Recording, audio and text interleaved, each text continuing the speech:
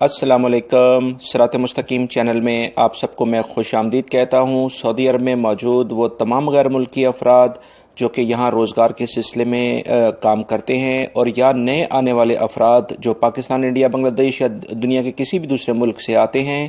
آپ حضرات کو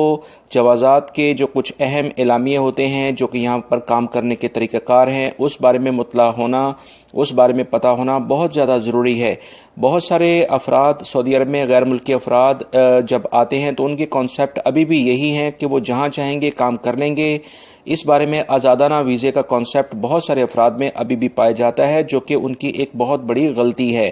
اس بارے میں وزارت عمل اور جوازات نے ایک نیا اعلامیہ جاری کر کے بتایا ہے کہ ایسے تمام افراد جو اپنے کفیل یا کمپنی کے پاس کام نہیں کریں گے، اگر کفیل یا کمپنی ان کی شکایت کر دیتی ہے کہ یہ افراد ان کے پاس کام نہیں کرتے ہیں اور وہ جوازات کے ریکارڈ میں آ جاتے ہیں، تو ایسے تمام افراد کے نہ صرف اقامے بلاک ہوتے ہیں بلکہ ان کے پاسپورٹ بھی بلاک ہو جاتے ہیں۔ ایسے تمام افراد کے اگر پاسپورٹ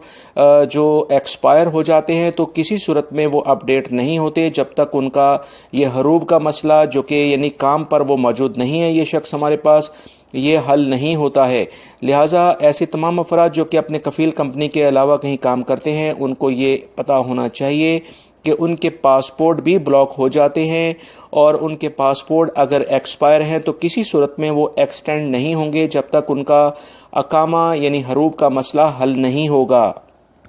یہ جوازات کی جانب سے ایک نئی اہم خبر آئی ہے جو کہ میں نے فوری طور پر آپ حضرات سے شیئر کر دی ہے، لہٰذا کوشش کریں اپنے کفیل کمپنی کے پاس کام کریں، اور جو بھی آپ حضرات کے نئے آنے والے بھائی ہیں جو سعودی عرب میں کام کرنے کے لیے آ رہے ہیں، انہیں اس بارے میں بتائیں کہ لازمی طور پر اپنے کفیل کمپنی کے پاس کام کریں۔ ادروائز اس وقت جو چیکنگ ہو رہی ہے اس میں ایک بڑی اکثریت غیر ملکی افراد کے حروب لگنے کی بڑی وجہ اپنے کفیل کمپنی کے پاس کام نہ کرنا ہے۔